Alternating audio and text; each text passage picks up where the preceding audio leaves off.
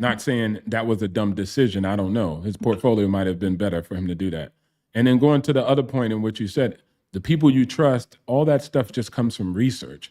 It just comes from taking your own due diligence and sticking to core fundamentals, right? Like if you go off and venture to, oh man, I got my homie's restaurant opening up in Chicago and I invested in that. That's where most people fail. That's why we're having a stream to show you that celebrities make those mistakes too, right? Yeah. But if it's just stock and real estate, unless you went to a realtor's place and then it was a whole fake fraud and nobody was really working as a realtor, then you just take them to court. But having a bad investment in a restaurant is fails. People can't technically take you to court depending on the details of it if it was negligence. But if a business just fails, that's just a business failing. Yeah. I think it would be interesting whenever you with this series that you got, it would be interesting to see you whenever you decide to cover somebody that didn't score so high. Like I think you gave Florida 8 out of 10. I think it would be interesting to see who gets a lower score and why. Like people probably who go bankrupt, right? Them folks is definitely getting a lower score. Right. Yeah.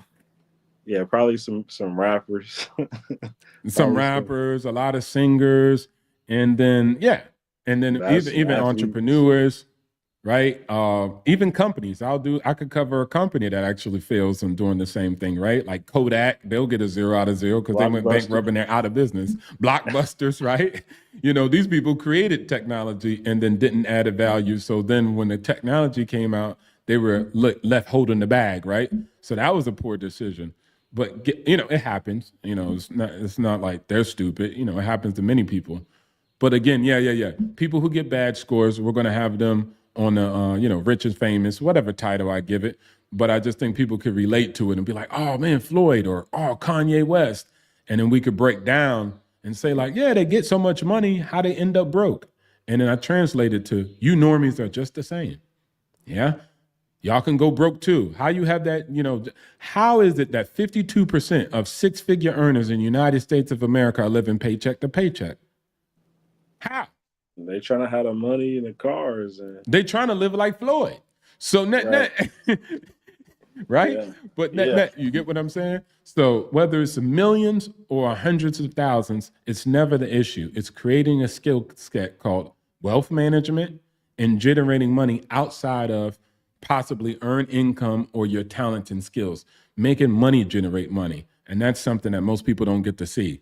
Because again, if you talk about making money, people are going to catch you up in 2 categories. You work or you're an entrepreneur. I'm trying to show you that investors is a category that majority of Americans get wealth from.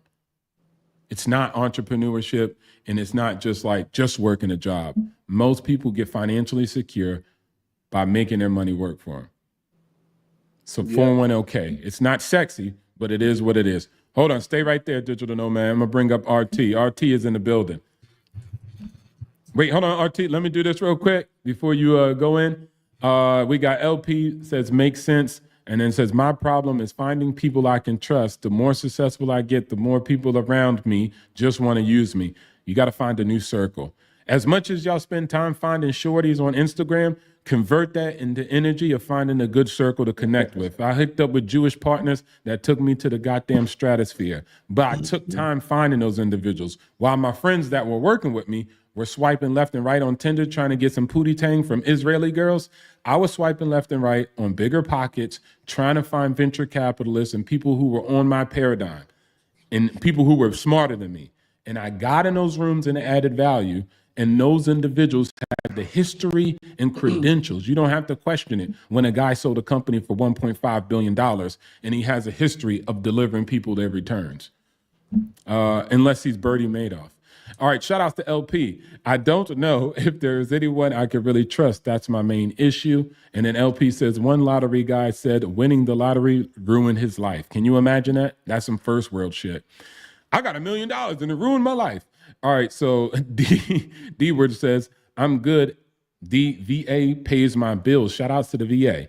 The VA pays the bills, especially the medical bills, which you need. And then RT salutes that brother, and then he salutes RT. RT, go ahead. What you got, my brother?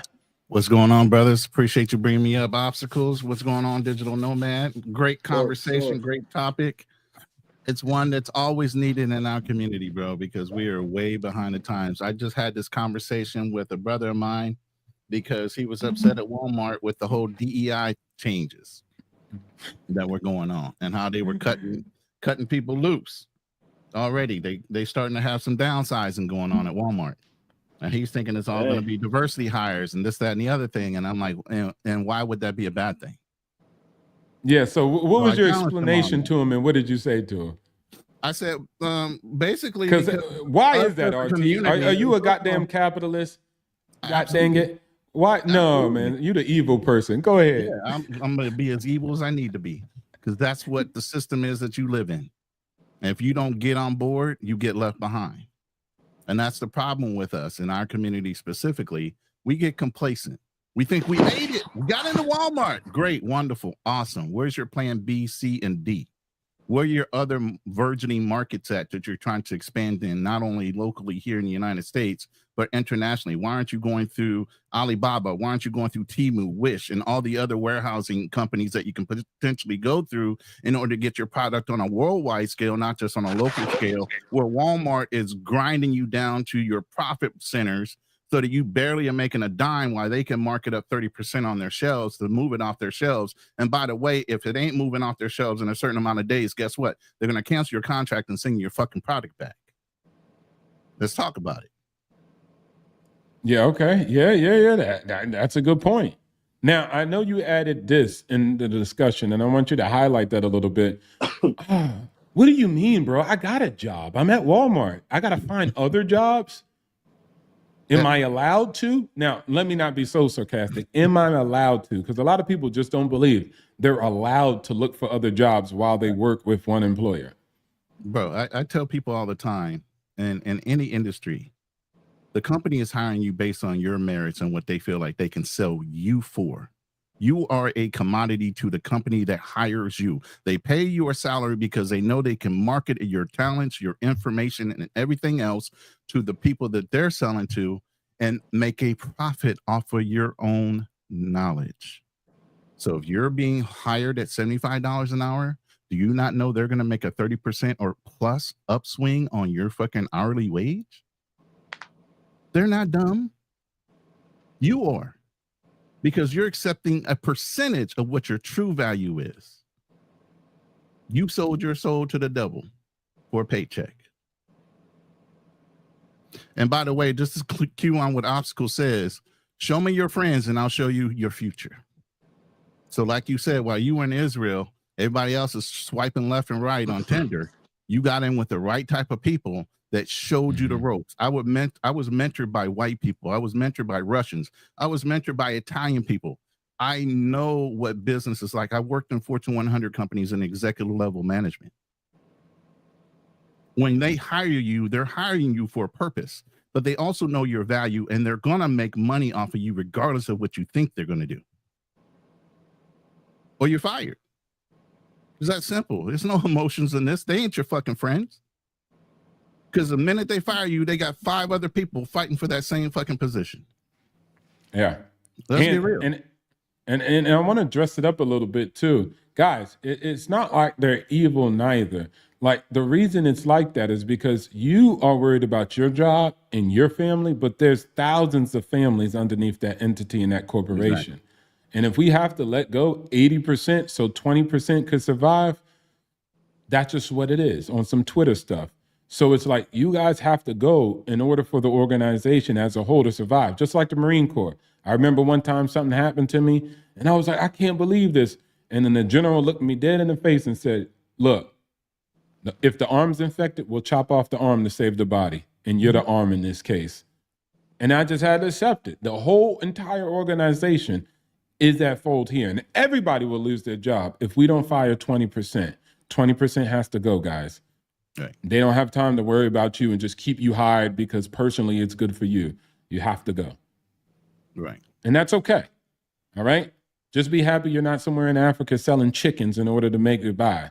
Like you could be doing that also, bartering. Wherever you are, there's always somebody worse off than you and don't have the same opportunities as you without the same education. Exactly. always in a better position than somebody else. So I think an examination of this whole in series and celebrities and superstars, y'all want to hear about it. So definitely, but I think it's also interesting so celebrities can know themselves. Like I never heard of being an investor. I always hear entrepreneur, 9 to 5, and then that's basically it, right? Entrepreneurship, especially quote unquote in the Black community, entrepreneurship, where it's like, look, most of our older generation who had wealth was all from investing, not from entrepreneurship that much. A lot of regular, trades, a lot of different type of occupations, just invested in real estate, invested in other businesses, and it was just all about investments. You can't have an entrepreneur without investors. Right. So investors is something I want to highlight and make it as a part of people's repertoire and put in a toolkit, because it doesn't matter if you're an entrepreneur or 9 to 5. Both of these guys need to invest. At the end of the day, they both diversify, and definitely the entrepreneur invests in his own business, right? And he also possibly has a diverse portfolio, and especially the 9 to 5. You must invest. Take some of your capital and reallocate it into other ventures, and take your time, educate yourself. Remember, you went to school for 4 years to get that job, and you have to take yourself to school for 4 years to learn what to do with that money when you get that job. Right. If you do that, you wouldn't ask me no questions of who do I trust? Who do I work with? You'll know, just like you know, who to work with and who to trust when it comes to being employed. Because if I try to hire you on some, hey, man, I'm on the internet, can you work for me for a whole month? And then I swear I'll pay you a month later. You be like, nah, scam. You know what I'm saying? But you know how to look for particular companies, and you be like, nah, I could trust this company. I can work for them for a month. You know what I'm saying? Get an apartment over here too, and relocate, and then go to work. And I'm sure they're going to pay me in this month after my first work. They're not going to fire me in my probation period just to get me off because now they got to pay me more. You know how to do it when you search for employmentship. So you have to just learn how to do it when it comes down to investments. And again, I'm telling you traditional stuff, not nothing get rich quick. Right. Or something somebody just created. Does that make sense to everybody? I hope it does. Do you have anything? So let me say RT, and then also Digital Nomad, you can add too.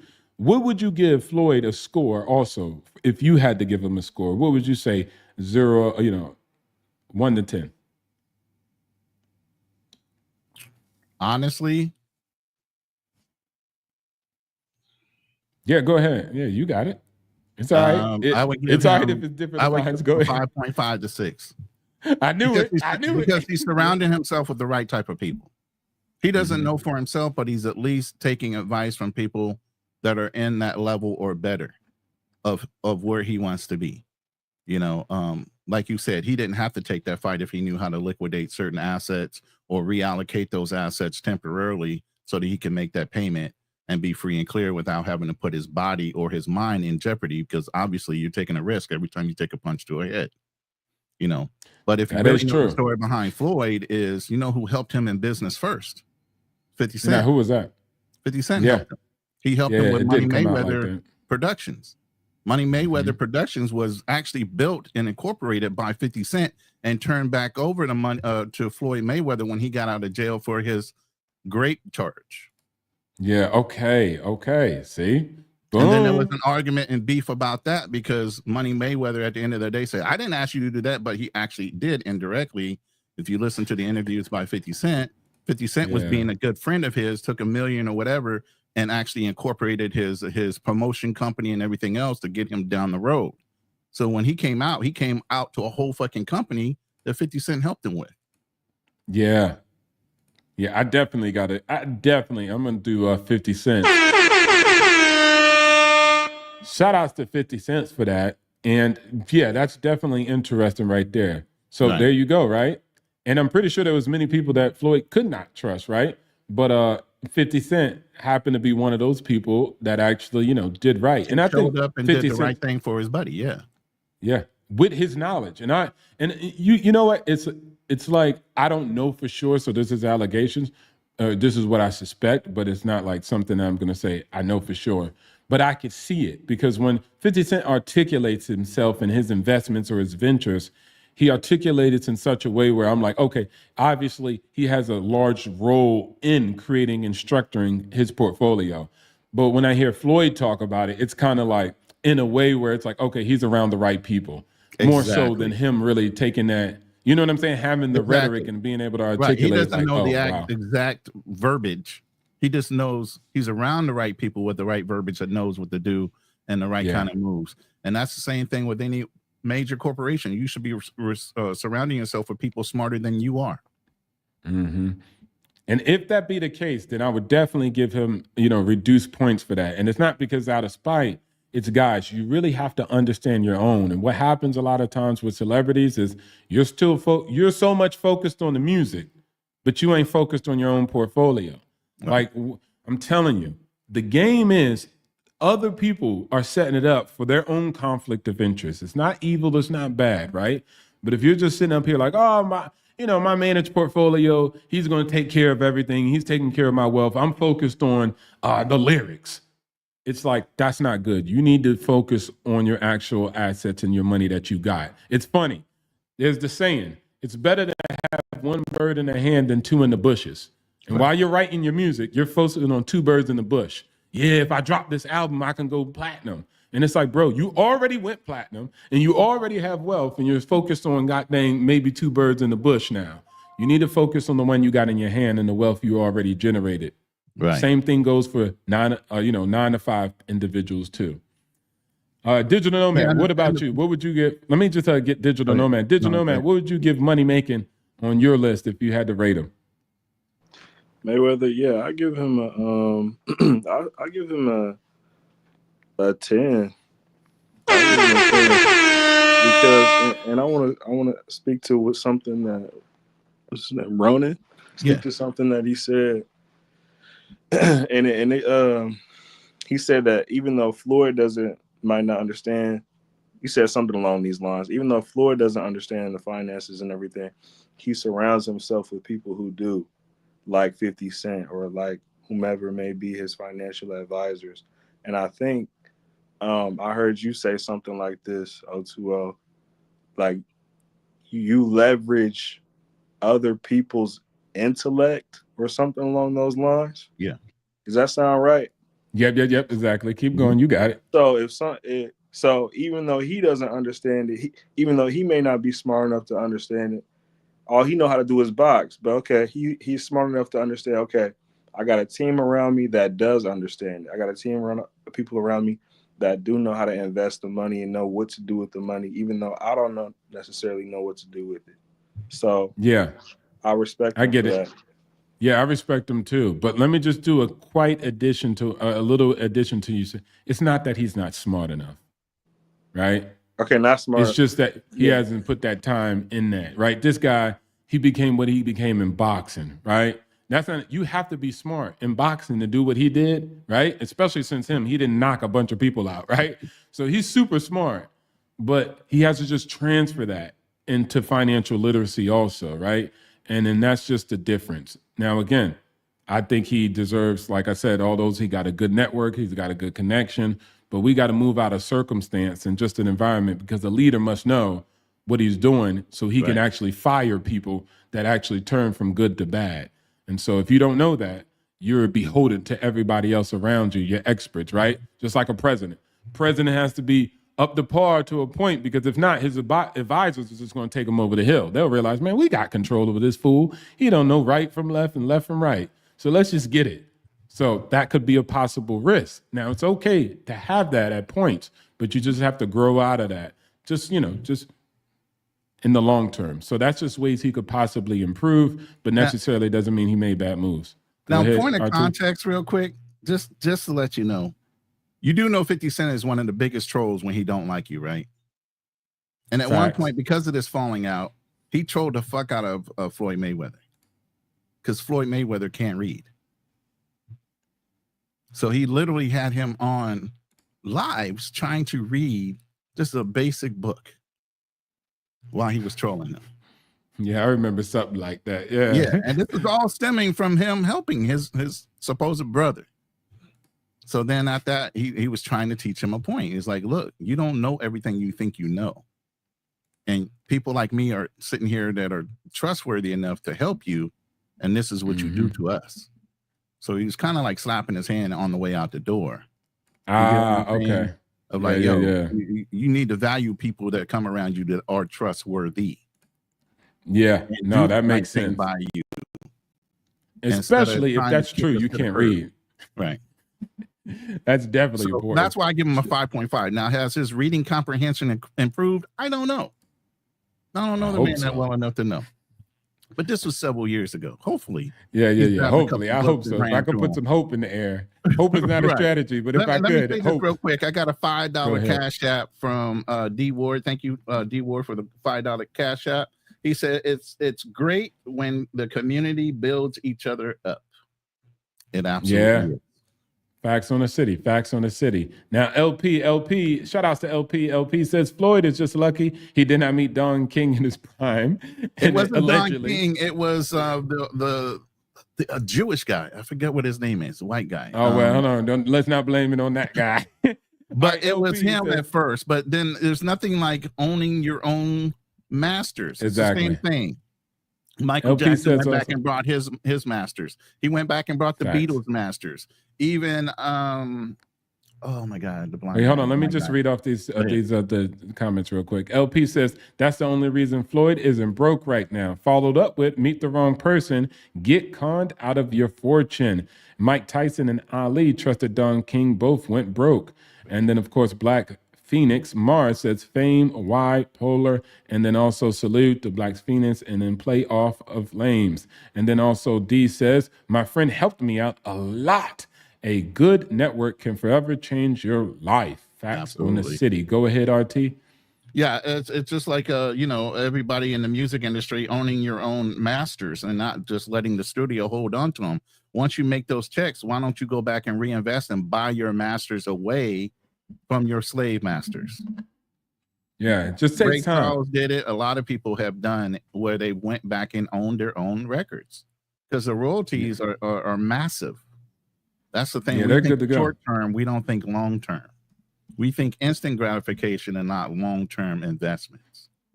But as you said, kind of once you tend to get a job, once you kind of tend to start making money, you just focus that, and then you're like, I've made it. And you have made it to a certain level, but there's levels to this thing. Right. And so you just have to stay plugged into those levels, right? And then be able to understand, okay, this is where I'm currently at, but this is where I could grow. This is what I could actually, end up doing. I could purchase back my masters. I can have the lifetime royalties on it. I can X, Y, and Z. And you're just going to have to really just acknowledge that. I think just recently, I forgot who it was, but net, their actual masters was up for sale. J. Cole's, I remember, his Don't Save Me. And then Dame Dash, portion of, I think maybe Rockefeller Nation or state property, whatever, was just up for sale. And it ended up going to an auction. But net, it's all about management of estate. And he had some problems with his estate. And he was trying to sell off certain particular things. But again, you just have to explore these things, guys. You have to get yourself, invest in that education and financial literacy. Invest in that education about investments. Just get yourself familiar with the actual things that are available out there in the industry. And then it will take time. But I'm telling you, that would be the most important aspect. If you get that information, more so than being an engineer, a computer science, whatever, if you get that financial literacy, you could make millions of dollars with zero money. But even if you make 100,000, you could become your own bank. You can create your portfolio that fits your particular lifestyle. I mean, there's so many things. You become a master at life, period. Like, it's ridiculous. The biggest thing is learning how money works, how you can grow it, how you can make it, what it takes to keep it. Because it's not just about making it, it's about keeping it. How to leverage it.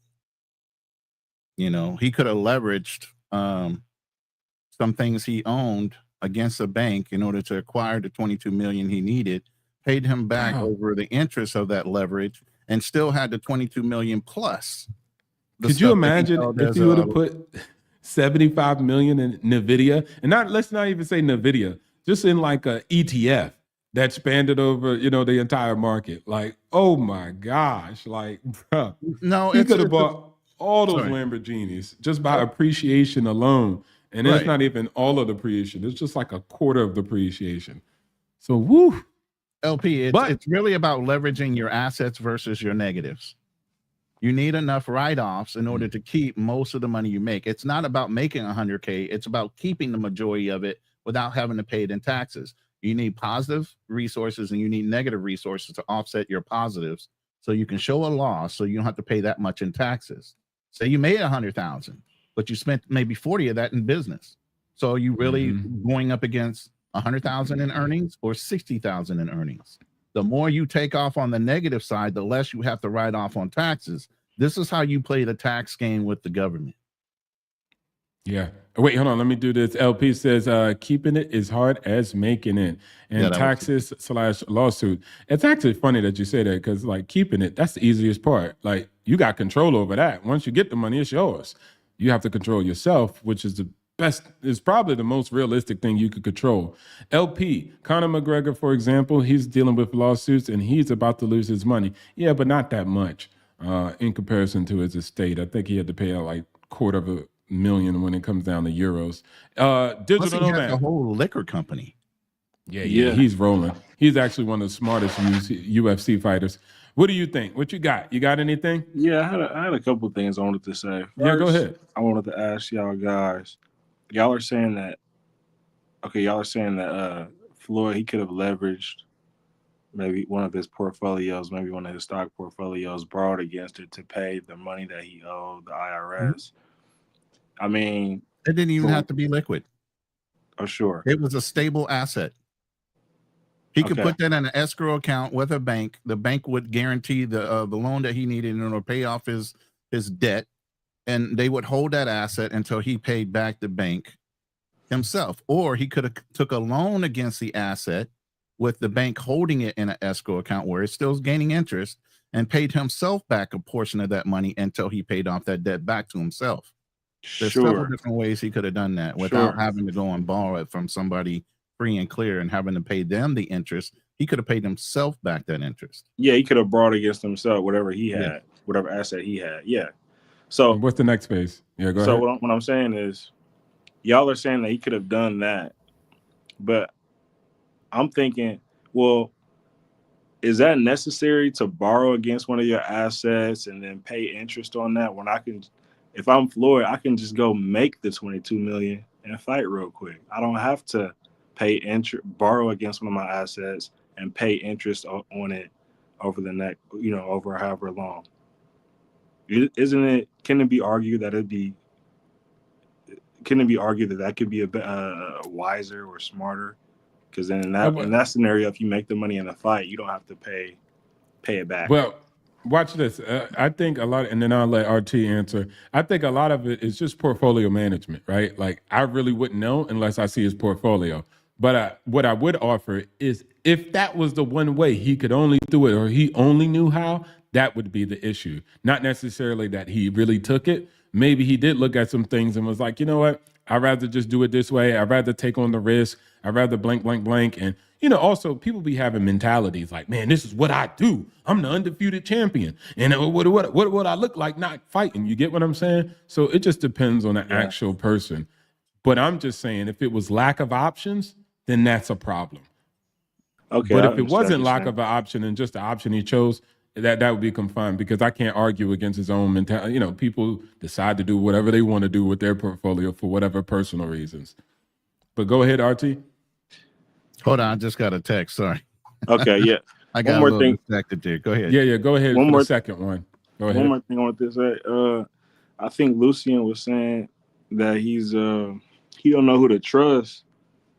I know there are platforms, and maybe O2O, you can speak on this. Aren't there platforms out there that let us check our financial professionals or whoever we like, CPAs and stuff like that, to make sure they're legit? You know what I'm saying? Like, aren't there things like that? Go ahead, RT. You got it. Yeah, there are rating companies, and as a CPA, and I was in the financial planning and insurance business for a lot of years, you have to be rated with a national organization where you can be lobbied complaints.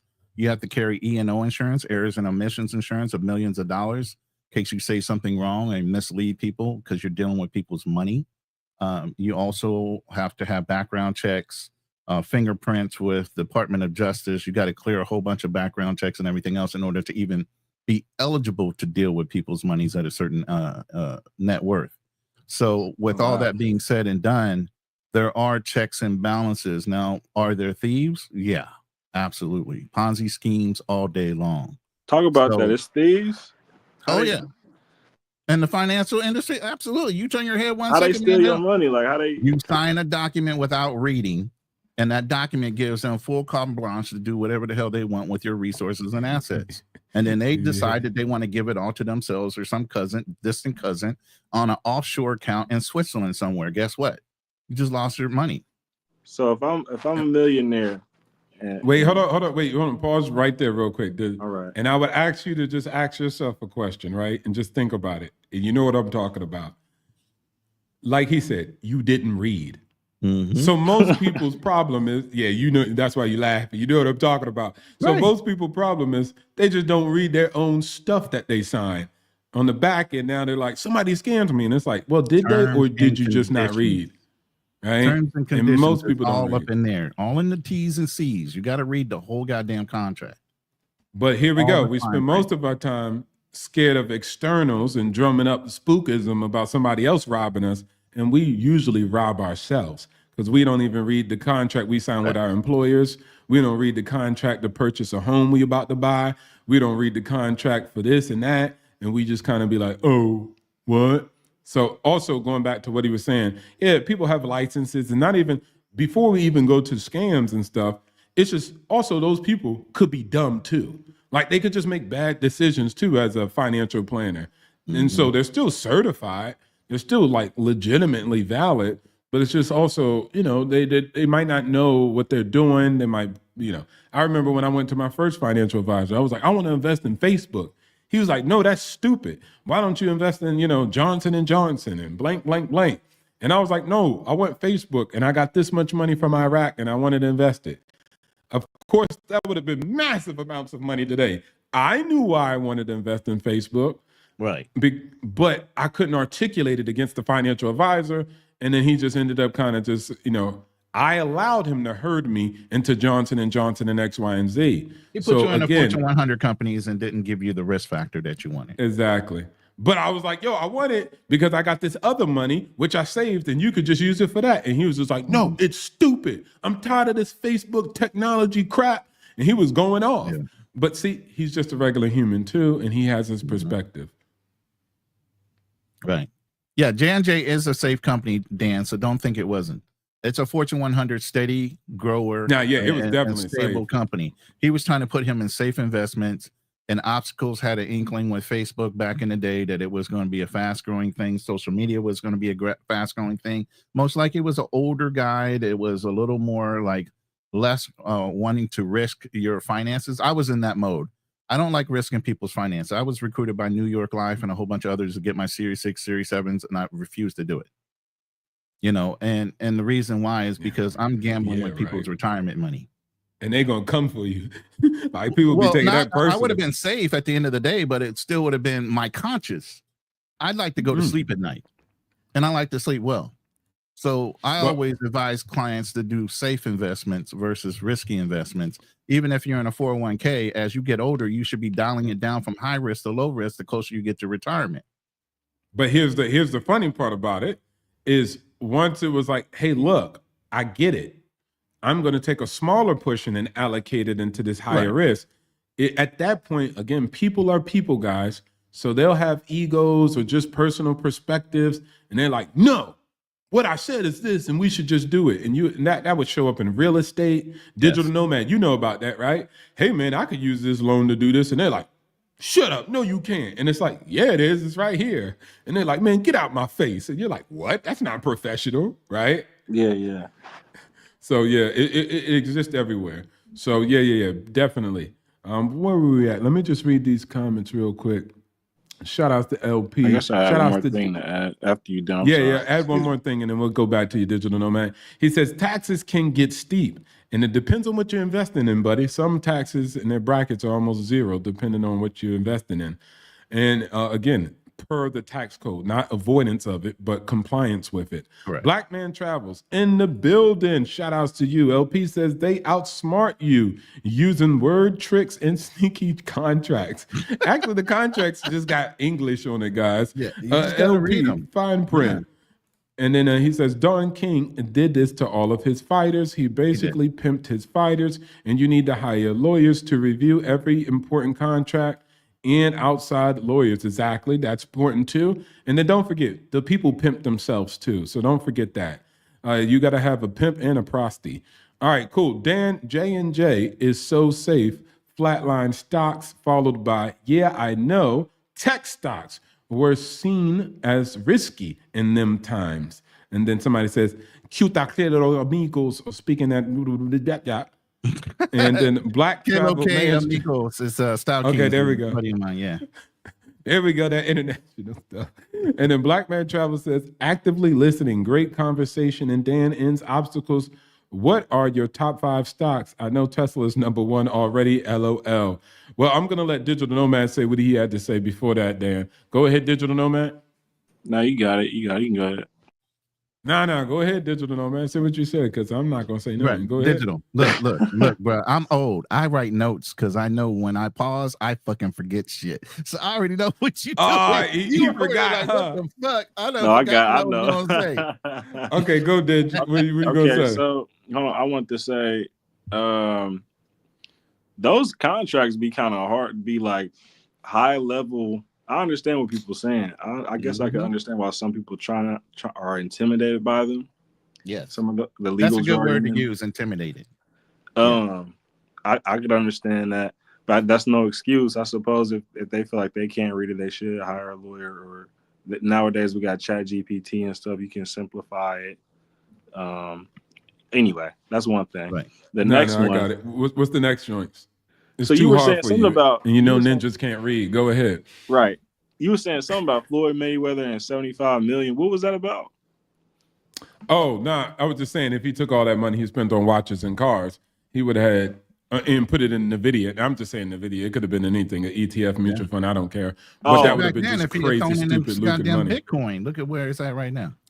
Yeah, Bitcoin. But that, of course, that would have been extremely more risky. Yeah. So I just said something a little bit more institutionally secure and safe and proven. I can't even believe I said Bitcoin because I don't like that shit. I really exactly. But it's okay. We all have that. As That's far all as I my have to top, add. You got it. As far as my top 5 stocks, I never tell normies because at the end of the day, I don't want y'all coming after me. Burden told me to invest in these stocks, and then now y'all trying to salmon and because it don't make sense. Y'all did that to that big homie. What's his name? Sam Freud or whatever. Y'all didn't want no government regulation. Y'all wanted to, do things on your own and didn't want, but as soon as they robbed y'all, then y'all want federal regulation. So look, I know not to give y'all no tips about no particular stocks. At the end of the day, ETFs and mutual funds, leave me alone. Don't come after me. All right, go ahead. What were you going to say, RT? What were you going to say, RT? Oh, no, that's a safe bet. The mutual funds, Roth IRAs, that's IRLs. IRAs, yeah. I recommend all those.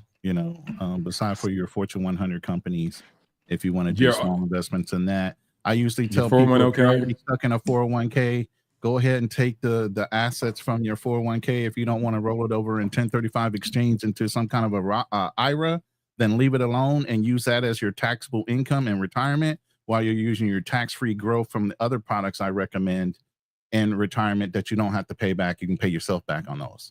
So I utilize multiple different products in order to have people strategize for their retirement. Because if you're already stuck in a 401k and a company's matching you 12%, why would you turn down 12% free money? So take free that taxation on that.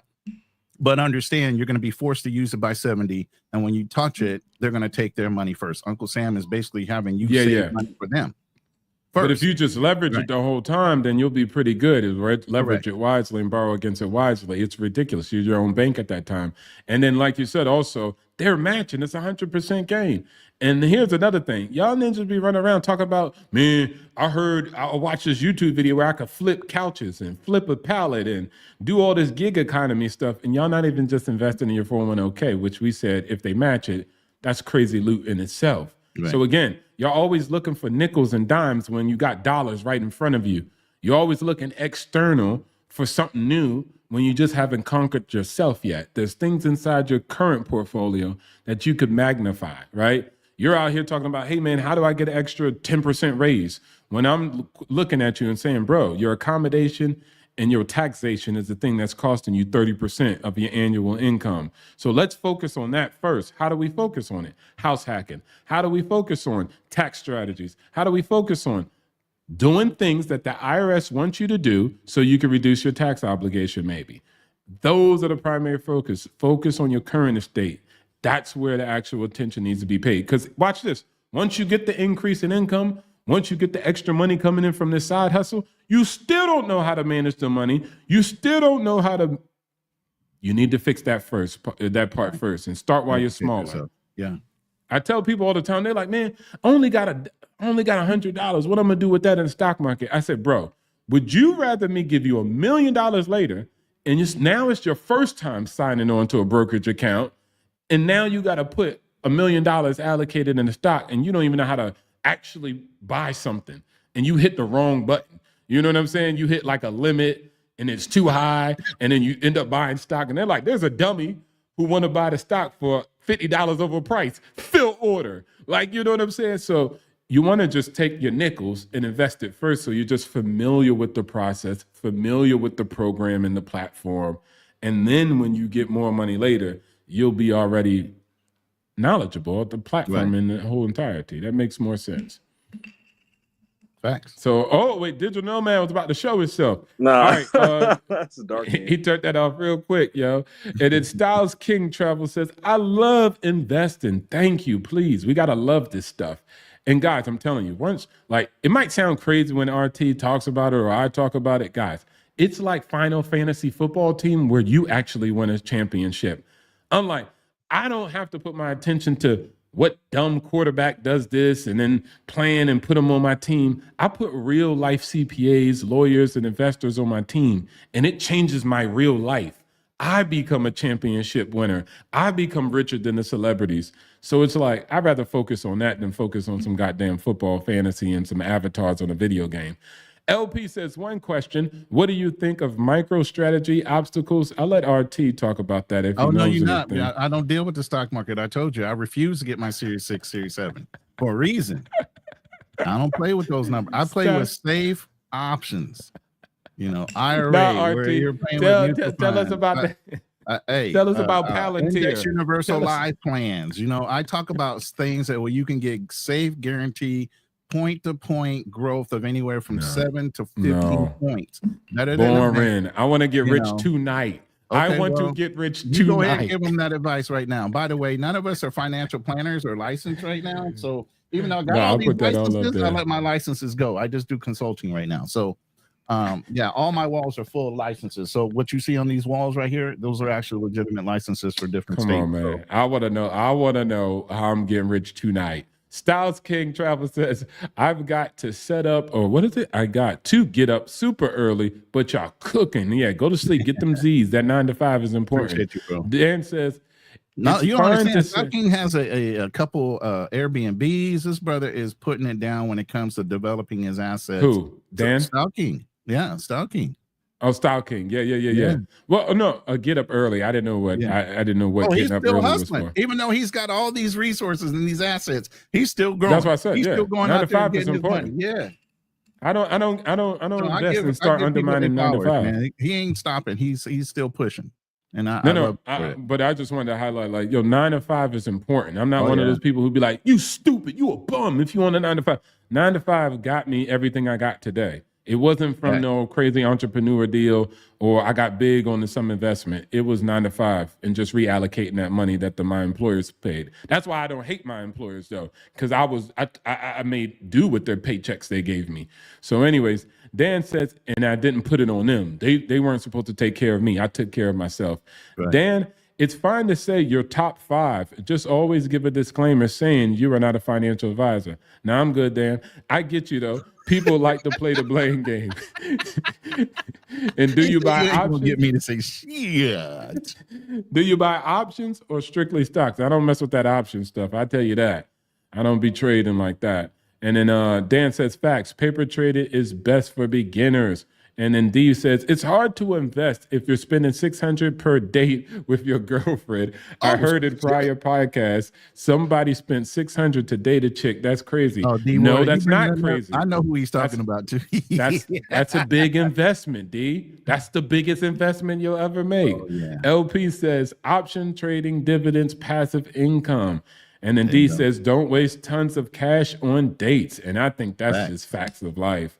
Not only just money, but remember, money, energy, attention, and time. Shout outs to Coach Greg Adams.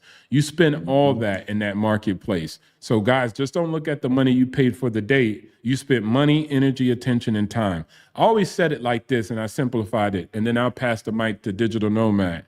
Look, I was like, hold on, man. You telling me if I send X amount of emojis, X amount of kissies and good mornings and good nights, right? That would lead to possibly this, whether it's a date, whether it's a relationship or whatever, right? And the relationship probably might cost me some money because I'm a male going out with a female.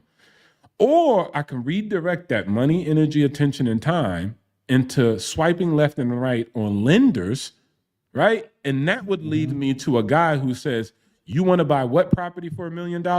Here goes the check. It's in your bank account. You're pre-approved. You can go buy that $1 million property, which is going to generate about $100,000 on an annual basis for you. I thought that the lenders made more sense. So I sent not kissy emojis, but I sent smiley faces, good mornings and good nights to lenders. Right. I prioritized what they did. I heard them out. I built personal relationships with them. And instead of having a portfolio full of side girls and baddies and number 10s and number 8s and 9s, I built a portfolio of 9s and 10s of realtors and then actual loan officers. And they made me the millionaire that I became. So I always say, redirect money, energy, attention, and time on that. All right, go ahead. I'll let somebody have the mic. Go ahead, RT. I mean, really, it's always like we just said earlier with show me your friends and I'll show you your future. You put people and resources around you that are valuable assets, and I'm going to show you somebody that knows how to make money or has the ability to make money through the resources, which are people and their knowledge. I got a question for y'all. Go ahead, go ahead. OTO, I think you shared a video with me about some woman. Probably ain't even worth mentioning. She, what do y'all think about young people, like buying businesses, like something small, like Go ahead, Alf, like a because we just talked laundromat. about this with you know who last Like night. Oh yeah, like a laundromat. I don't know, something relatively small, less than $100,000. You said y'all young think about people? Yeah, or anybody. I guess it don't matter.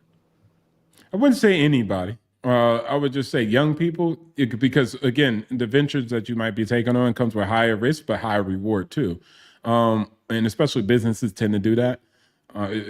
So if they're younger people, I don't see nothing wrong with taking risk, and while you're young, right, while you could afford to take the risk. Of course, also too, you don't have a baby early when you're young. Like, take your time, build out your ability to build a nest and an empire first before putting freaking babies in it. So net, you could take these risks, and I think it's just going to build a better character. Whether you succeed or fail, that's not the point. It's about pushing forward and working your way through it versus sitting in school for 4 years trying to pursue a degree in African American history. So I think the more beneficial part is to do what we just said, is to go out there and purchase those companies, which are already built, That's the actual add value where she's talking about Cody Sanchez specifically. You're talking about where she emphasized people buy businesses already where, they have that proven track record, right? And that person just wants to exit out the business because, maybe they're retired, maybe they're also not managing it, or they just don't want to manage it no more. And that's the same for real estate. So I don't see that as a big problem. Each deal depends, and it has its own credit and its own merit, excuse me. But it's better than sitting around like a dummy hoping that, maybe your degree in basket weaving is going to take you to the stratosphere and pursuing your passions because you love, to paint. Like, I don't think that's more worthy. Like, come on. Go ahead, RT, what you got? I mean, I've said it 2 days in a row, and I think I've said it on your podcast and others. The companies you guys go to work for that sell you the dream of working for them for a salary, they're leveraging your resources, your income, your knowledge base, and your swab the V, as you would say, in order to make money for their company. Why aren't you taking your own best asset and making money for yourself, which is you? I'm big time entrepreneur. Get in, learn what you need to know from the Fortune 100 companies that you work for, and I work for several. And then take best practices from all those organizations and start your own. Yep. Don't hate the player, learn the game. Basically, what you did. Exactly. Yeah, I agree with that and double down on that one too. Is that good, Digital Nomad? Is that good enough for you? Yeah, that's cool. I guess. Well, one more thing. Wait, hold on. Before that, just remember that point. Let me just read this real quick, Digital Nomad. Okay. And then D-Word says, leads to 50% lost in divorce court. Yeah, you got to watch out for that. LP says risky. Just buy ETFs. And then he gives some ETFs, so he wants to be held legally liable for that. And then RT says, hit the like button. And then Dan says Zuckerberg was recently talking about how high-tech glasses are going to start replacing phones by 2030. We'll have to look at which stocks have the most exposure to that market. Yeah, Zuckerberg said a lot of things. With his little Oculus investment, almost destroyed his Facebook company. Super chat, supportive and live streamers question $15, $10, $5, or $2 and $1 million. No, I'm just kidding. And Styles King says, I thought you was going to sleep. We definitely need more of this in our spaces. Shout outs and thank you for not going to sleep and rocking with us. And Black Phoenix Mars says, no. But what are you saying no to, Mars? Yeah, what are you saying? No to Mars? Oculus works. Yeah, yo, those digital graphics sucked on that bad boy. Digital Nomad, what were you gonna say? Yeah, so I remember with that woman, I know with a house, right? Sanchez. You're talking about Cody Sanchez, right? Cody Sanchez. Thank you for correcting me. With Cody Sanchez, she was really against the whole buying property, being a landlord. I don't know, that taking that route. She didn't see the value in that. I guess what I'm trying to figure out is when we buy a house, we have the ability to like put 10, 25% down on it and get the asset. Can you do the same thing? I don't know. Y'all can educate me. Can you do the same thing when you purchase in a business, or do you have to buy it outright? Yeah. So, Cody was talking about your ability to do seller finance to buy the businesses also. So, you could do that also. You could always, it exists for almost everything in life, bro. So, but the basis and where it's more structured at is real estate. So she kind of probably got that from real estate and transferred over and said, hey, I could do the same creative financing to buy businesses. So again, she's just in a different place and she's talking from that place because also she's building out a particular thing where she's like, I want this crazy cash flow. I want this equity multiple. And is the cost worth of taking that energy, time, and attention and dealing with real estate? Maybe for her, no. But what I would say to most people is, look, where do entrepreneurs live? In real estate. Where do investors live? In real estate. And where do 9-to-5ers live?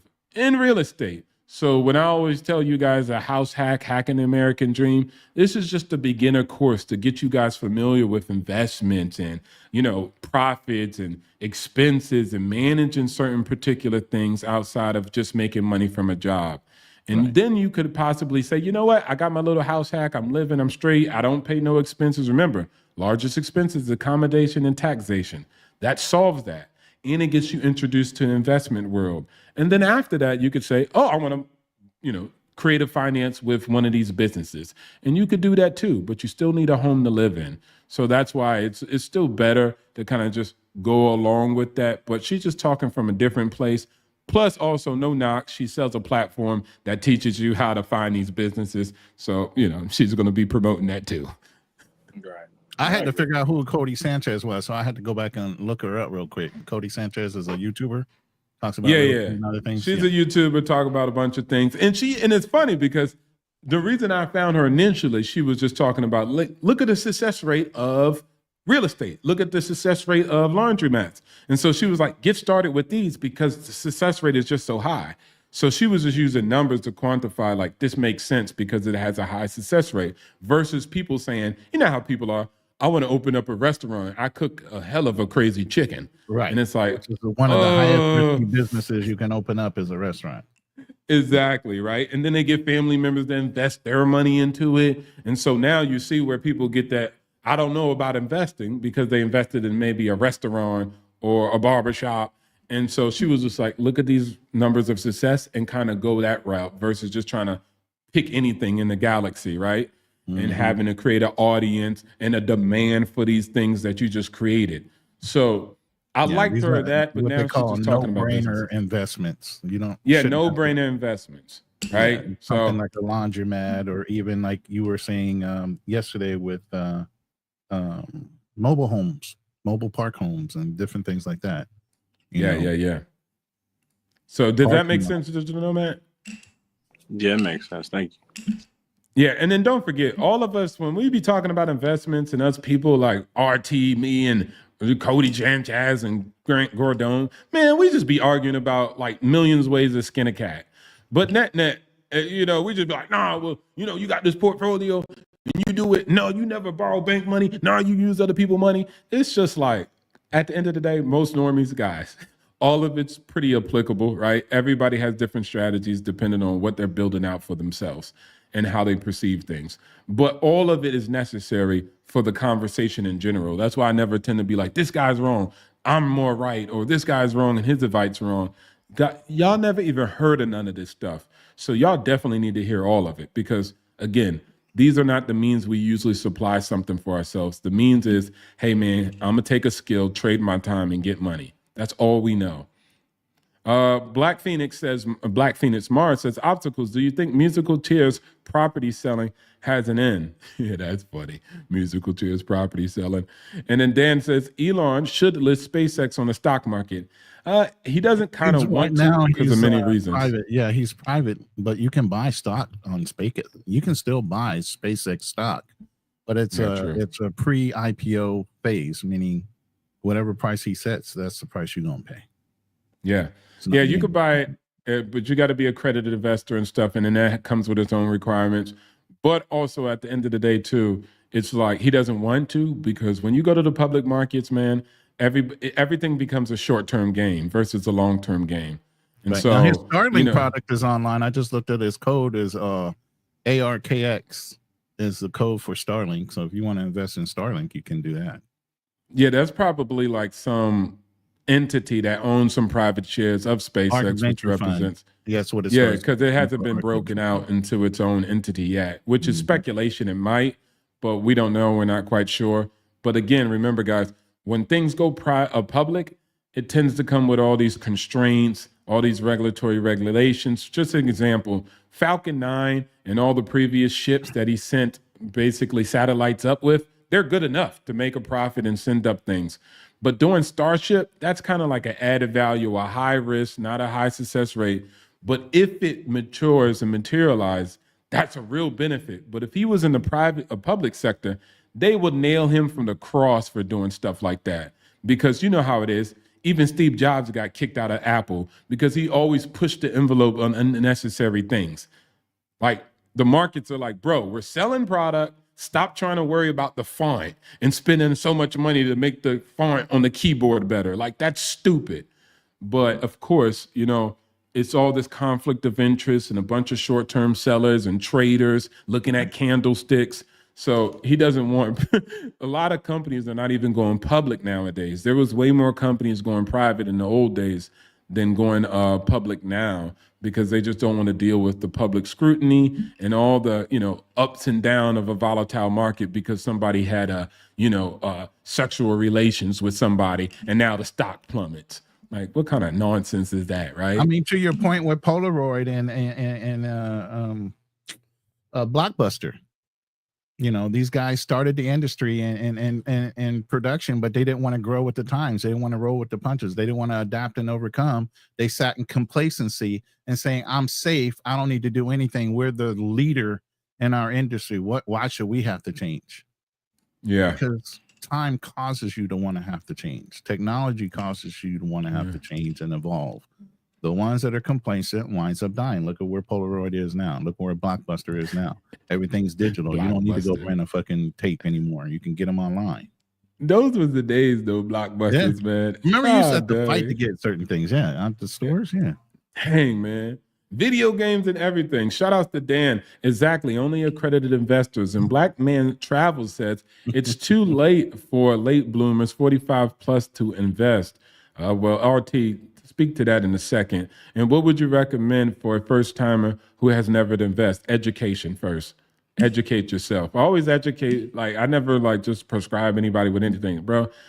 Get somebody to manage something, those people who are certified, while you grow out your understanding of the whole entire financial market landscape. That's how I did it. I just had somebody manage portfolio, an advisor, and then I took my time and studied myself over the years.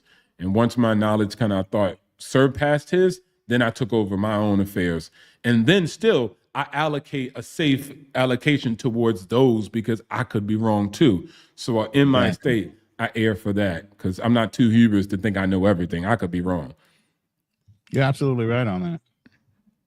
Now, 45 and older.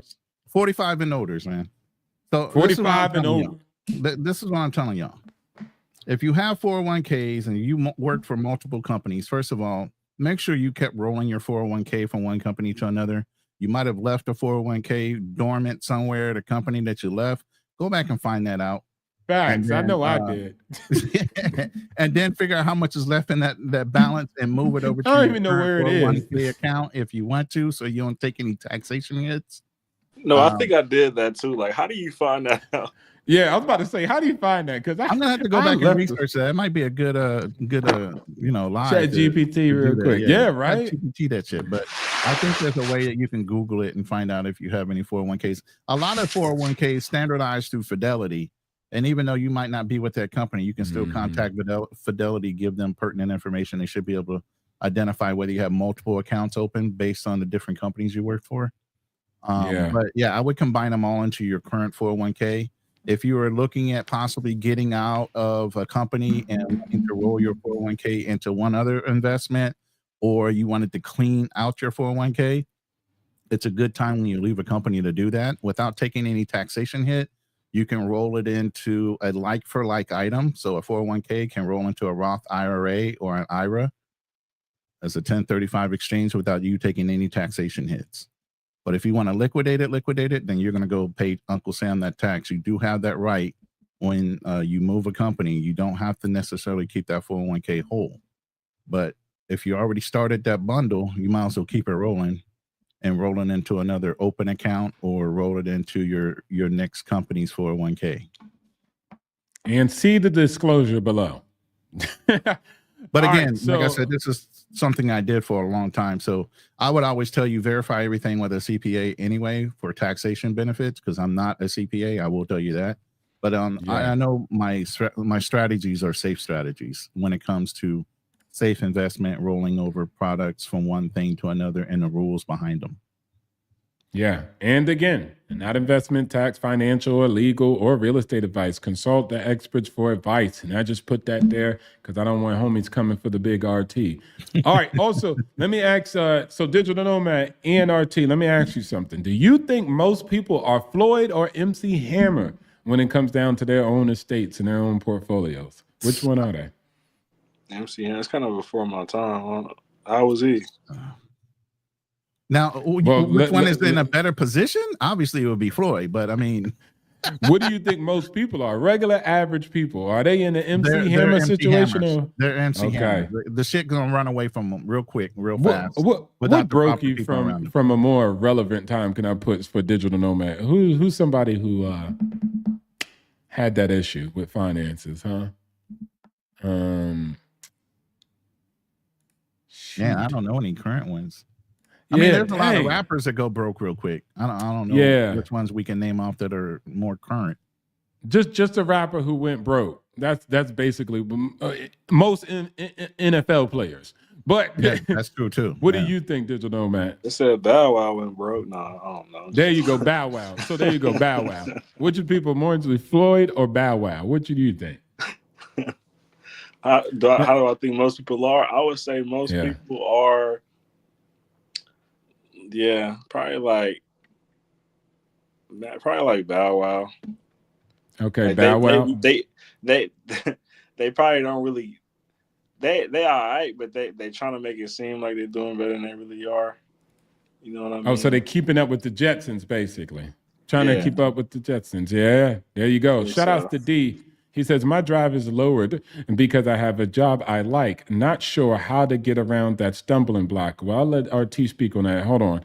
And then Black Phoenix Mars says, I like that analogy, Ronin. And then I guess he said an analogy that he made. Dan, Mike Tyson kind of went broke, lost 300 milli. And he did go broke. And he's doing good now, though. Yeah, Jake Paul helped. Living in his old house. What you mean? 50 Cent brought that house from Mike Tyson.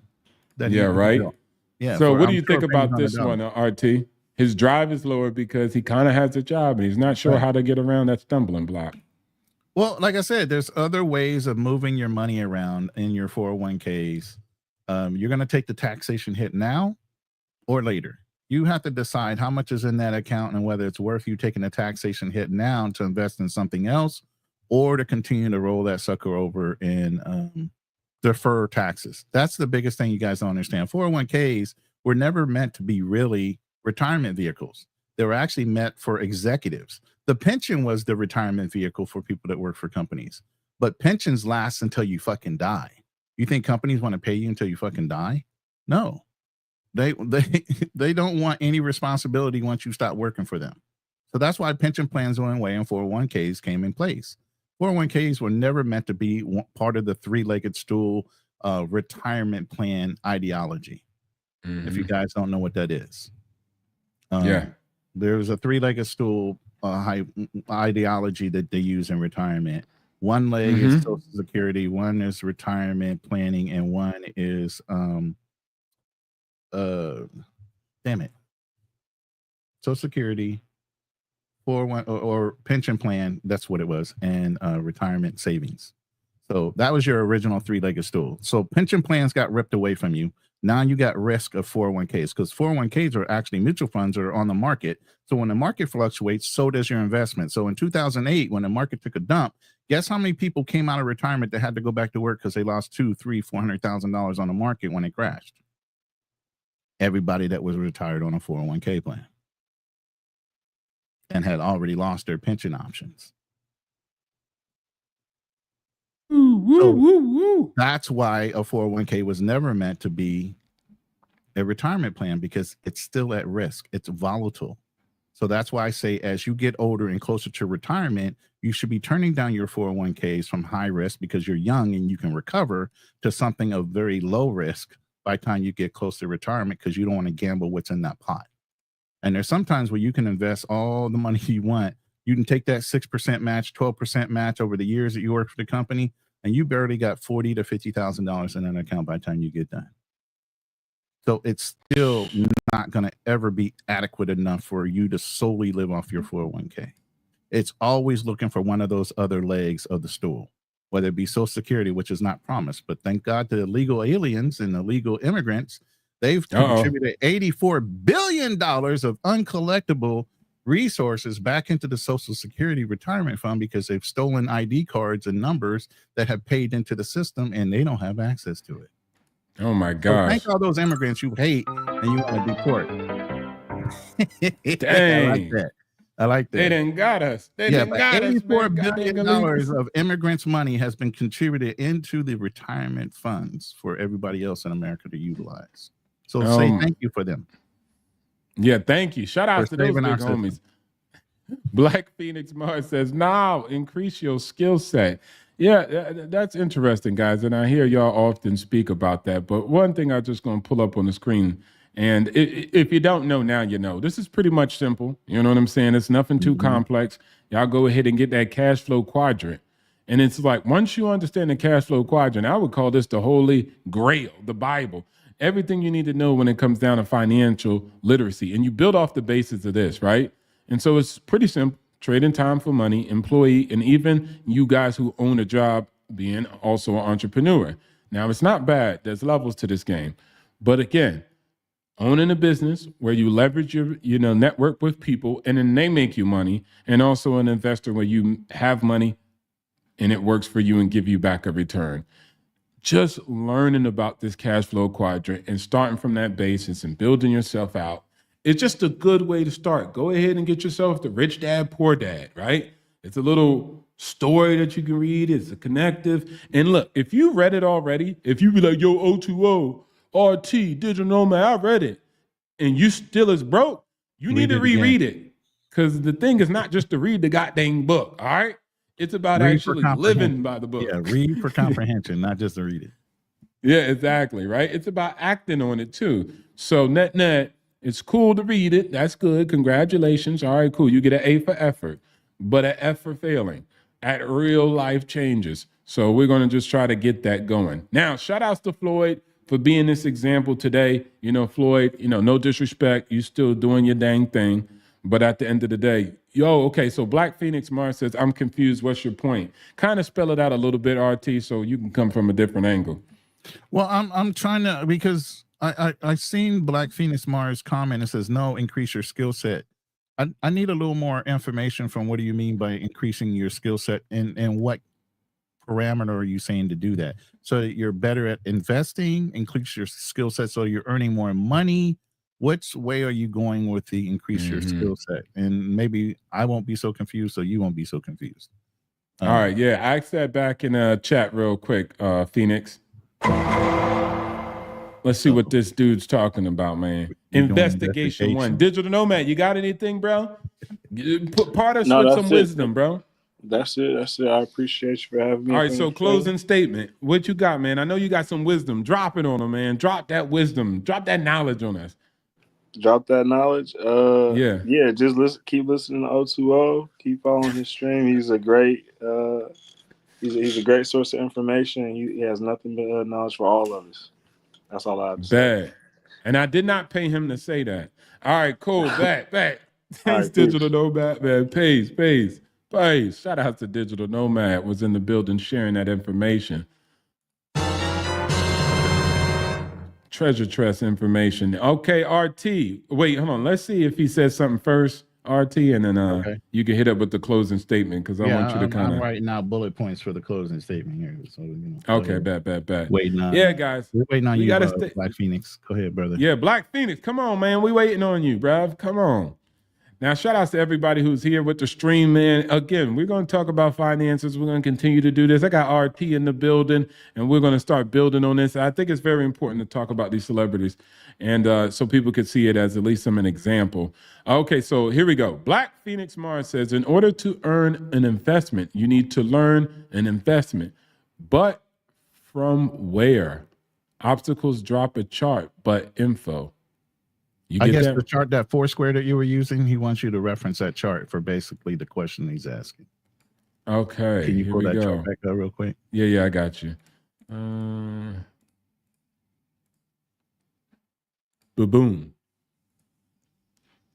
So he was in the investment porch. In order to earn an investment, you need to learn Learn an an investment, but from But where? from where? Aha. Oh. Okay, go ahead, RJ. You can take that first, and then All say right. So, I something. mean, he threw out some popular ones. Here's the thing: there's safe ways of investing. There's low risk. There's high risk. There's all kind of risk. So when you start investing, my advice is to invest in something that's a little safe, something you know is going to have a safe rate of return. S&P 500, a Fortune 100 company stock, Microsoft, Tesla. Those are safe bets. They're consistently returning for your investment some type of net gain.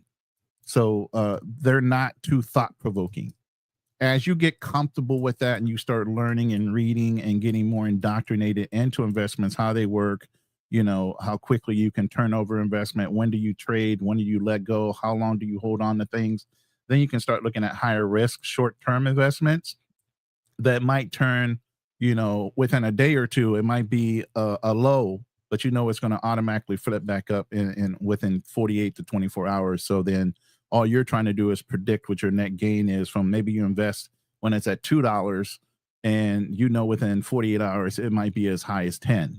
So you're going to take that net gain of $8 and then you're going to go ahead and sell however many stocks you have and seal it at $8, but you still got to pay tax on that $8. So it just depends on how you're playing the game and what you want. You can invest without earning an investment?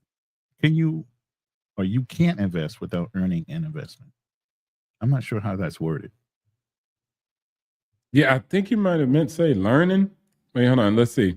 I said invest in skills first. Obstacles showed a chart that had nothing to do with nothing. And then, okay. So we're trying to figure out where you are, Black Phoenix. So just slow it down and kind of just say, because we're still trying to figure out what you mean by this and then what you mean about what you said and blah, blah, blah. So just kind of spell it out all together so we can see what's your position. If you zoom in, he's looking at the little small print under 5% wealth under employee. Says the amount of active work determines your income, which is your trading time for income. Under business, it says income does not depend on active work, because you're the business owner. You don't actually work. You're hiring people to do the work for you, and you're leveraging their experiences. Like I said earlier, they're leveraging your experience and your knowledge in the field, and they're selling that labor and that knowledge on the open market to gain a profit. So yeah, the owner is not working, but they're leveraging your knowledge on that. So the self-employment says in the small print, the amount of active work determines how much your income. Yes, as a self-employed person, however hard you work is how much more money you're going to make. And then finally, the investment, the small print says it does not depend on active work. No, you physically don't have to do any work. You're investing in a company and you're gambling, and you're legally gambling on whether that company itself is putting in that proper amount of work to have a net showing of a gain or fucking loss. So is that what you're referencing? Yeah, exactly. Also, too, let's go to see what Dan did, and then he, Black Phoenix dropped something else, so we'll address that. Dan says Tesla is actually considered safe, and general consensus is it's overvalued. Tesla isn't actually considered safe. Yeah, I get that, but one of the things I say to a lot of people, well, consensus is, if you're with the consensus, then you're probably behind the wave. But at the end of the day, what the consensus is and when it changes, that's how markets are a lot of times. Now, watch this. Boeing wasn't actually considered an actual safe investment during the pandemic. Why? Because it was an airline manufacturer. They build planes, right? For me, I knew they were. It was just normies and their feelings and emotions, right? They have governments with the contract. They have contracts with the government. There's only 2 companies in the entire world that manufactures airlines, and especially passenger airlines. That's Airbus and that's Boeing. After that, there was nobody else. So it was just an actual temporary thing due to the pandemic, right? Once that recovered, Boeing was able to recover, right? And so net, not perfect, not better, but better than the price I bought them, which was at $95. So again, Tesla, in a way, bro, they built the best factories in the entire world. Their underlying technology and IP is ridiculous. I'm talking about where China beat us in being able to produce massive amounts of factories and infrastructure. We beat them by building the most advanced manufacturing factories and infrastructure in the world. We can't compete on their price of labor when we're about to have robots in the warehouse actually doing majority of the labor, actually being able to actually allow us to reduce the expenses of the products we create. So the IP alone in Tesla is ridiculous, especially the specific industries that they're leading in. And again, at one point, we had no technology with rockets. We weren't good. We had to go to Russians for our engines. We had to go to China for other parts when it came down to our rocket technology. Now we're number one in the world launching reusable rockets. So again, what consensus is different from what reality and technical expertise can show. And those are the differences between consensus and the reality. And let me expand on that when go ahead, when please. you're done. Before we go the to biggest Black thing is Phoenix, brand go ahead. name. Brand name recognition is a big deal, regardless of whether the company's a piece of crap or not. The brand name can actually save a company, and I'm going to give you, for instance, and how they proved it, to where they used the market and they leveraged their brand name and exploited the market for a short time period, where the market actually said, no, all bets are off. We're not going to pay out the gains. Do you remember GameStop? GameStop was a viable company for a long time, and then they started losing money because people weren't buying video games in stores anymore. They were just going ahead and ordering the online version of the game. So you don't need all these different storefronts in order to have GameStop anymore. You could just buy a GameStop online or directly with whatever provider or software program that you were using to buy the game. You didn't need GameStop. But what they did was they started leveraging rumors that GameStop was going to get bought by such and such, or this person or that person. And everybody knew when to actually put buy orders in at the lowest point of what GameStop was. But they knew with these rumors alone, it was going to cause a frenzy, a buy frenzy for GameStop. So it took, I don't know what the actual growth number was, but it was something fucking substantial, to where it was wild. maybe $4 or $5 a share, and it blew up to 60 to 100 and something a share. Yeah. And the investment market was, oh no bets off. Oh, no bets off. No. Anybody that brought, no, you're not getting that gains. Since when? Press that button on them. They brought at the right time, and the market showed that it was a net gain. But it's kind of like insider trading at the same time. They knew they were setting that up for the net gain to steal based on leveraging rumors. And that's all it was a rumor. It was never real Actually information. materialized. Yeah. What's it called? Black Phoenix says, you can't earn an investment without earning an investment. Where does that investment come from? Oh my God, he's giving riddles. Yeah. Hey man, Black Phoenix, you're gonna have to hit the drawing board. Maybe it's beyond our maybe it's going over our head, but I'm not catching that. Anyways, question. yeah, we're not catching that. Oh, so yeah, he said, Dan says, yeah, I agree with you. It's a good stock. Just saying what an analysis considers safe are usually boring stocks like J&J. Absolutely. I get what you're saying. Yeah, and no I doubt, believe no in doubt. boring stock, because if that's what you're using your investment for is retirement, I'm that guy that says, hey, if you want to be in a safe calm investment down. where you know your money is going to be at, but if you're young and full of vim and vigor, you got plenty of time to make that money back. Why not do some high investment, high risk things in order to get ahead in life? Go ahead, you can make that money back. But as you get older, you need to turn down those risk factors because And I would add this too. I kind of did this myself. Like, I'm not even older per se, but I still changed it because now I'm just like, well, I'm retired and it doesn't matter at what age necessarily. And then my risk needs to be reduced. I don't need to be greedy no more, right? So once I made a certain money with my previous investments in Tesla, then I was like, look, I could just scrape this off the plate. I know what type of lifestyle I want to live and build out those the passive income and the portfolio income accordingly. And I don't have to expose myself to that risk no more, So it's one thing to have the chips on the board, and it's also a thing to take them off. And so know when to take them off. And know when to take them off. And you don't have to really use age as the marker. It's just like financial security is the marker, regardless of what age. But people will tell you, like, man, still take the risk. You're young. Like, no, not if you made it. That's like the drug dealer. You got the money. Get out of the game.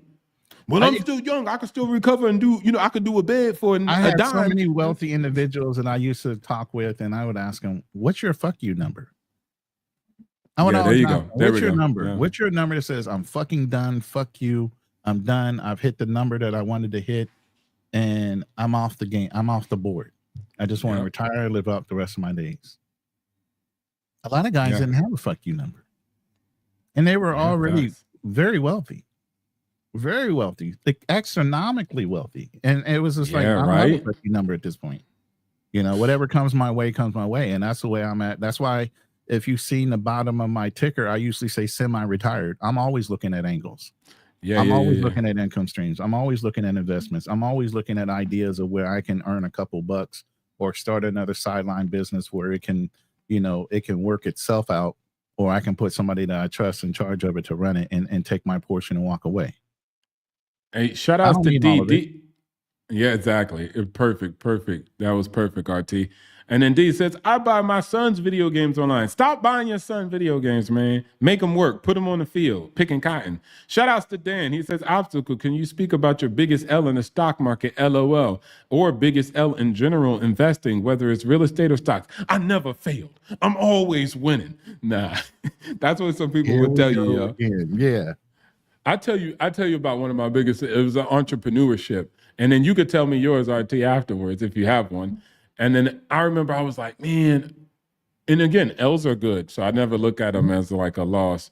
But I took $15,000. I think I saved it up from my earned income or put it on a credit card and paid it back, whatever, to get the points, something like that. And then I took 15 grand, bought all this camera equipment, and I was like, I'm gonna fly to Africa and go to Kenya and start a media business, and I'm gonna get this and this. And then I had a partner in Africa. We made the LLC. We was like, yeah, Africanity Productions, something like that. And I went over there with 15,000, got taxed, extra fees by the immigration, which was corruption. They took my money. It was like, oh, you got this fancy equipment. Let's You charge must you got money. Yeah. $1,000. Let's charge you $1,000. No, this is besides the duty cost. This was what they just charging me to put in their pocket. Went in, learned the market, and just learned that everybody that was in Africa, mostly the Indians who had a bunch of business, they was like, bro, why we need media? We got a monopoly on the market, Like there's no competition. We're winning. It's not relevant. And so I was like, dang, I had to learn that. Most people don't have internet. So they can't even like always be on like videos and using content on their phones. They, like internet's very scarce and expensive in Africa. And so I had to learn a bunch of things. I made a lot of money, but it was definitely an L. And then also the culture. Like my partner, his mom was like, you're an engineer. I don't care about this stupid media online stuff. You're going to be an engineer. And so he had to back out the partnership because his mama and his daddy wouldn't let him be a director. They were like, you got to have a real job with real, money. And so he had to go back and, do engineering with the Chinese somewhere in the middle of nowhere. And so it didn't work out for me.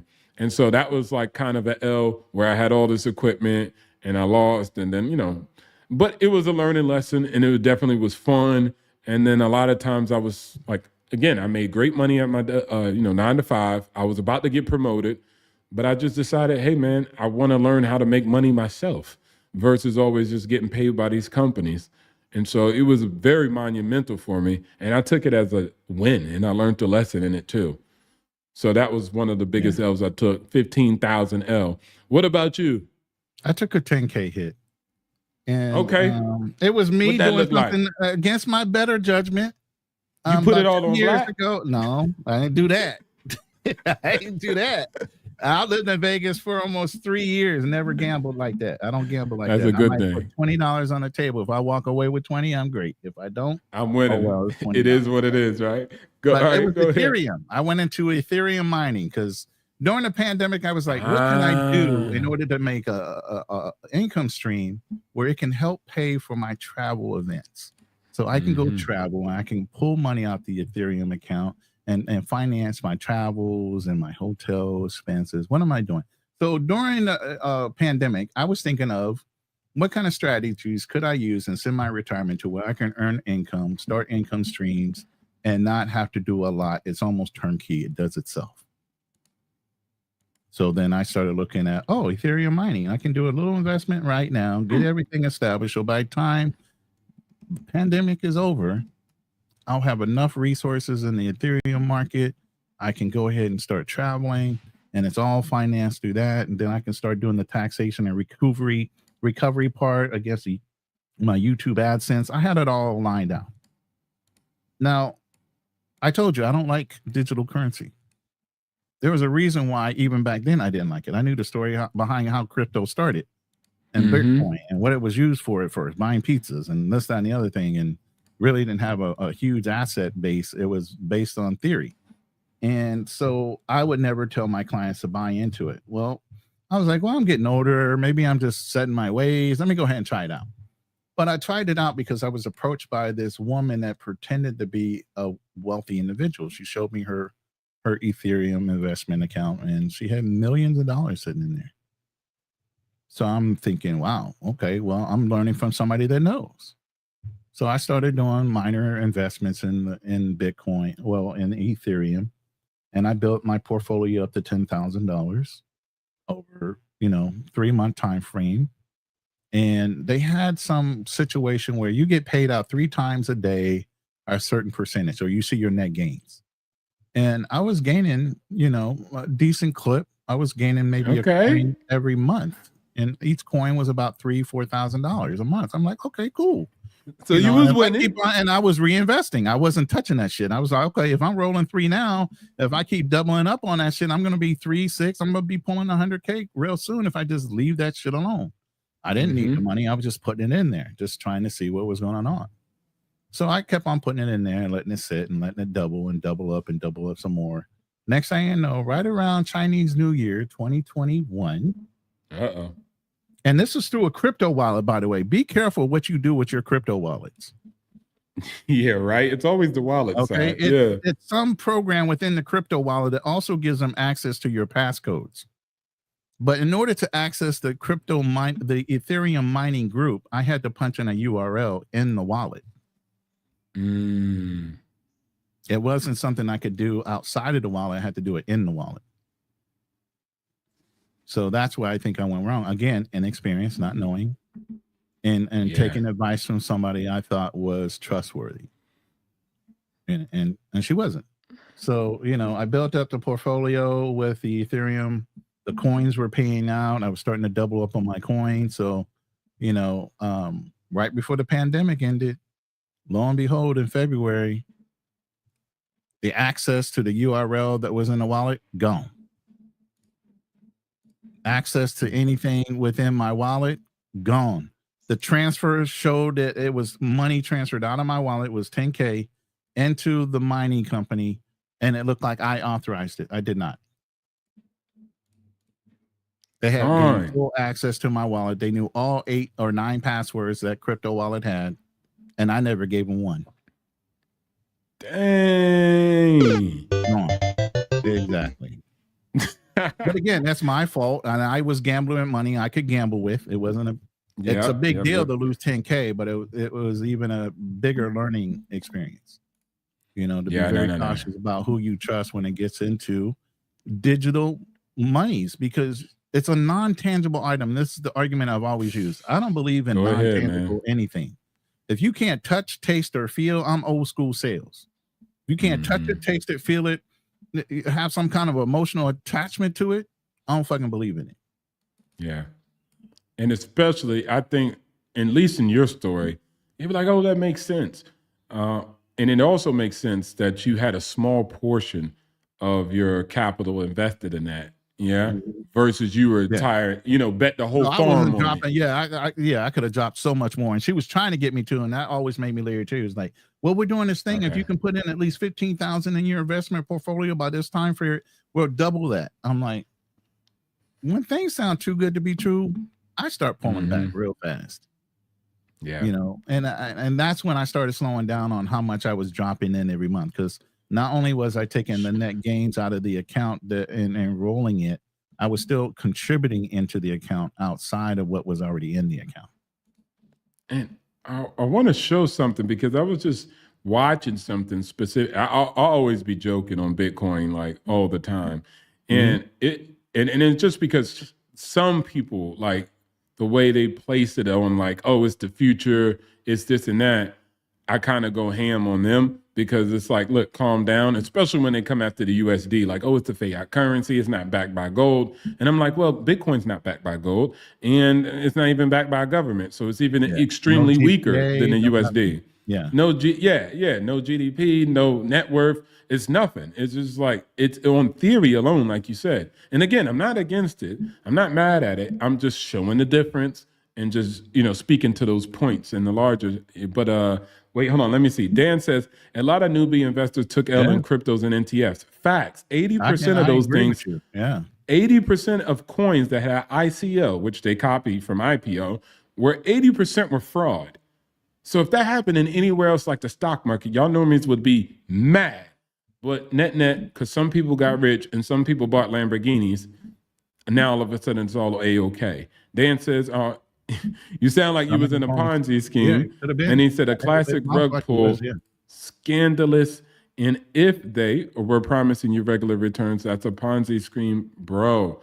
And especially like he said, he's mostly intangibles, right? So net, if a tangible kind of says some things like that, it's kind of different because you can go touch it and go see it and go verify it. It also generates revenue on an annual basis and a monthly basis. So you could deduct it and say, okay, is it likely for me to get this return? Versus crypto is kind of like, what? How do you even know? But I get it. And there was a recent thing where Elon Musk posted and people were going off about it, where a guy was just talking about, and this is kind of posted on X, where the guy was just saying like everybody who was involved in crypto and stuff, like the government was just like coming after him, debanking him, and they had massive amounts of issues about it. And of course, they talked about it in conspiracy way. But guys, what I want to just tell you is a government in all nations have to control their money supply.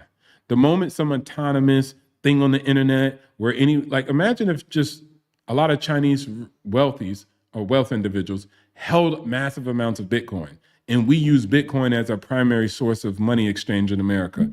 By proxy, they would rule American money supply. So that all nations have to draw a line behind that. And if you look at China anyway, specifically, where they were well more advanced than the West when it came to digital forms of currency, they have their own crypto with their own national currency. So it's more likely to fall down on crypto will be a future, but it will just be USD nominated currency, more so than these brands of currency called Bitcoin and Ethereum and etc. Because a nation just has to be protective of its money supply, period. True. Facts. And you should want that, guys. Experience. Like I said, your money is the strongest. Yeah, take that I as a did learning find out experience. 6 months later that there was a major Chinese ring that had been busted because of crypto and Ethereum. Sounds about right. The ring had been busted, but obviously with the way they can track a URL or whatever, there's no way to recover that money once it's and there's no way of telling what was actual real money versus the money that you invested. Yeah. So what was gets spent lost on in the shuffle. And what it was spent on probably didn't buy like real estate where you could, it's probably just BS, right? So, yeah. And they had to do this with a bunch of people. Adi says, hopefully she goes to jail for her crimes. You know what? Continued. Just to bring that up, I got contacted by that same person later. Oh, like trying to run it back or trying to do something different? Just kind of testing to see if I remembered. Mm-hmm. And I said, if this is the same person I think it is, man, I blocked that bitch so quick. It was fucking crazy. So quick, so fast. I don't want you on my phone. I don't want no fucking text from you. I don't know how you got into my wallet, and I'm not letting you back in. Exactly. So, hey guys, this has been a great stream. I appreciate everybody who came by, everybody from the RT network, and of course, Minds Man. Shout outs to all you guys. And hopefully we can put a little bit more flavor when we do videos about just financial audits and wealth audits, period. So keep you guys intact in it. But I think this was fun. I like finances. I know RT does too. But absolutely. RT, do you have any closing statements for the people overall about whether it's Floyd or about anything in general? Like I said, Floyd did the right thing. He put people around him that was, one, trustworthy, and two, that knew more than him in investment. So that's a great thing. That's why I gave him a 5.5. He didn't know the market himself, which in order not to get scammed, you need to know what the people that you're paying are actually doing with your money and how they're making the money. So that you can best make your decision. They might just say, hey, you need to do this and go ahead and sign. And you're just taking their word for it. Eventually, you need to know why. Why are they making this move? Is it advisable? And that way you can advise them, hey, I know the market's looking like it's going to do this, but I am in favor of holding on to that stock a little bit longer. Then you can he can react to you instead of you reacting to him. The minute you give people leverage where they can control your money like that, all of a sudden they have these set freedoms that they think they can just sign off on shit that maybe you wouldn't necessarily approve, like a vacation with your dime. So be careful. That's all I can say. Just be careful when you go out to invest. There are always, like Dan said, there's always a Ponzi scheme out there. There's always the 3 shell game type of situations that are going on out there on things that seem to be too true and turn over quick profits and investments. Those are typically not going to happen. Yeah. No. Facts. Shout outs to RT for that, man. And that's just nothing but facts. And also, guys, look, I put it up, whether it's Charles Schwab, Fidelity, it doesn't matter. Hey, talk to a financial advisor and get that first consultation. And then obviously, like they say here, when you meet them, you can ask them investment style, decision-making process, experience, credentials, fee structures, investment philosophy, and then just discuss your finances and then also the advisor's perspective on everything when you have that sit down and one-on-one with them. It's just like going down to speak to a doctor. He's going to look over your chart, see what's going on with your body overall, and talk about your health and your nutrient plans. The same thing for a financial advisor. You get that consultation and they just sit down and say, bro, do you even have any money in 401k? How much are your bills? I'm sorry, my boy Dan is such a troll. I love him though. What did he say? He said she probably got her feet up in Bahamas. In Bahamas. Dan, if she is, I'm not butthurt over it, bro. If she is, I'm not butthurt over it. I understood what I was doing, and I understood what I was getting myself into. Against my better judgment, I went ahead and did it anyway. That's where a man takes responsibility for his own choices. You get what I'm saying? Yeah. So, I take the L and I learn from it and keep moving forward. So, yeah, she might very well be in the Bahamas or in jail. Yeah. Or in jail. That's some options right there. Bahamas or jail. But there's enough legal money out here to make. So guys, just make sure you don't end up doing that where you got to be pulling schemes in order to make ends meet when there's so much ways to make money. Do right by your 9 to 5, kiss your employer when you go to work, and just be grateful that you got that job. Just allocate the money more wisely. Shout outs to everybody, man. We greatly appreciate it. And hey, real dope thing that you did, RT. You actually said you got a super chat. So that's dope. I was like, man, that's pretty cool. Cash App. Okay. Yeah, Cash but App still, that's still dope. That's still dope. When you do the link and live at the same time, that's pretty cool. So yeah, that's dope. And at the end of the day, guys, man, make sure that, hey, man, even rich people and even wealthy people have issues, man. So, hey, the only way you can make your money work for you is by getting in the field and getting active today. We already know what it is.